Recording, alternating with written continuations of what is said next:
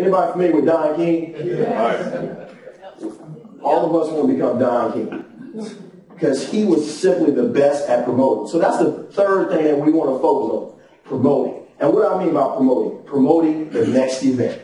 Whatever the next event is, this is the last event that you got to get in front of this information. So the key to your success is simply knowing how to promote the next event.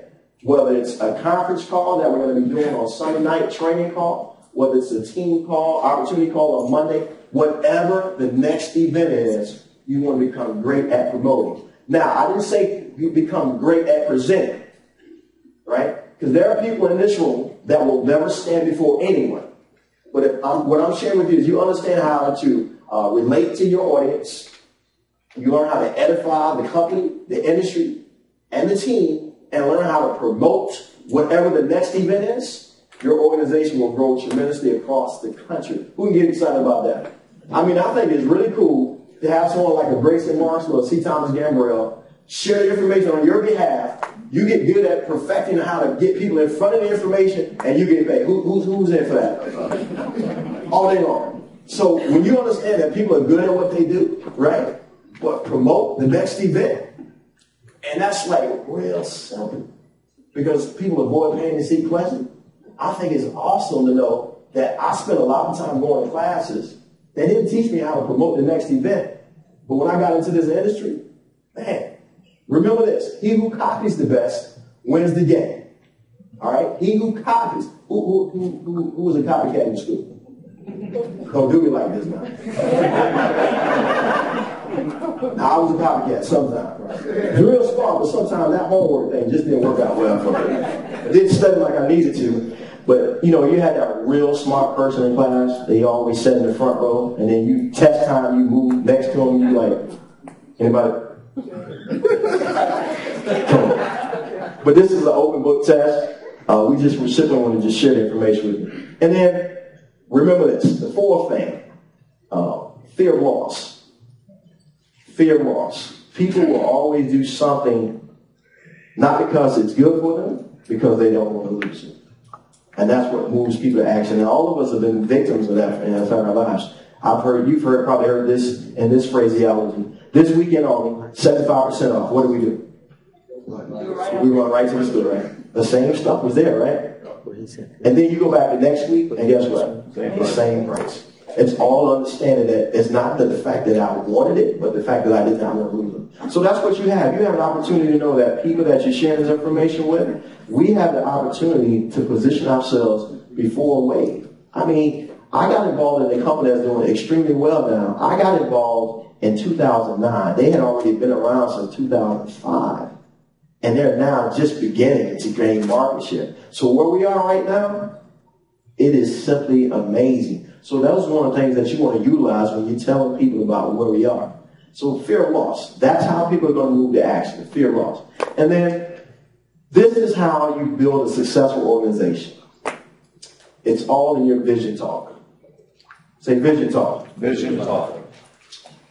And the only way you're going to be able to capture the right vision talk is the right information, those books that were suggested earlier, because it's going to come a part of your thought process that when you think differently, you will speak differently. And because you speak differently, you're going to perform differently. And as you perform differently, the byproduct, the results are part of your thought process. So as we had mentioned earlier, be, do, have. So your vision talk, our vision is to affect 1.5 million households over the next 18 months, right? So out of that 1.5 million households, do we want to affect? How many of those 1.5 million households do you want to be personally responsible for? Does that make sense? So, and that will let the minimums be your maximums. So, you know, we're looking for big thinkers. So just because we've identified 1.5 million, then someone in this room as leaders should personally say, you know what? My organization personally is going to impact 1.5 million households. We're talking about 1% market share in the world because we are a what? We are a global company. Does that make sense? That's nothing. So vision talk. Not only are we going to impact or affect 1.5 million households, we're going to document over the next 60 months, we're going to document 1,000 millionaires. That's right. Right? Who's with me? document 1,000 millionaires. And this is what I love. No matter what professional level of academic achievement a person has, there's the shortest curve to getting to that place, a plateau of success, is through distribution, establishing profit centers, leveraging your time. This just simply makes sense. So that's the vision chart. So we're going to document 1,000 millionaires. So I'm going to pose a question to you again. How many of that 1,000 millionaires are you personally going to be responsible for? That's your vision talk. That's your vision talk. How many people would you like to participate? And the only part about us being able to help that come to fruition is you have to do your part. So we can't do it without you. So how many people would you want to take with you on their way from financial relief to financial freedom? So that's what we're talking about, vision talk. We're talking about a company. Tom has already done it a billion years, become a billionaire. We did $100 million outside of the U.S. And that's like $900 million worth of revenue that has to be made up through people, through the relationships that you and I have right now. So do you know where you're sitting at? Absolutely. So we're talking about vision talk. Does that make sense? Yeah. Now, I've shared this with you to help you understand. There are two things that you and I control. The system is in place. It works. The products take care of themselves. Corporate is doing everything that they do. Now, guess what happens? Guess what happens? We control two things. The first thing is what we control is the frequency of what's coming out of our mouth. Does that make sense? So if you're only talking to one person a week, it's probably going to take a long time for you to get to that place or destination that you're looking for. And then secondly, not only the frequency, because sometimes we can say too much, but then secondly, it's the attitude of what's coming out of our mouth. That's what's most important. Frequency of how many times? How many you see commercials all the time? Right? So we're talking about frequency, right? And then the attitude of what's coming out of the mouth. So those are the two things that you and I can control. We can't control a person's response, yes or no, but we do know the outcomes are designed to become a business partner and a customer. I'm saying this to you to help you understand it's a matter of one thing.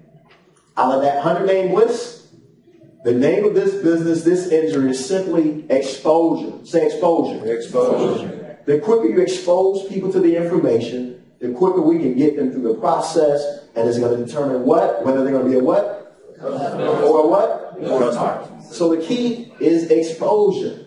Now, some of us are going to take that 100-name list and expose people in that 21-day time period. Some people are going to take 30 days. Some people are going to take 60, 6 months, a year, 2 years. And the reason why it takes that extended period of time is because most people will find themselves talking to the same people because of the fear factor.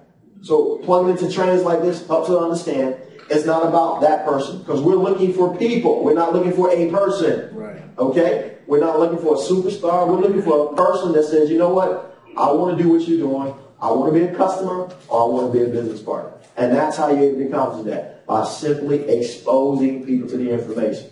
Does that make sense? Yes. So no longer do we have fear of what that person's response is. Their response is their response. But we know, beyond a shadow of a doubt, if you take that 100-name list, 5 to 10 people are going to say, I want to be a part. I want to be a business partner. Do you realize out of 100 people, and 5 to 10 people say yes, that's a 5 to 10% closing ratio, and that is absolutely terrible in this industry, right?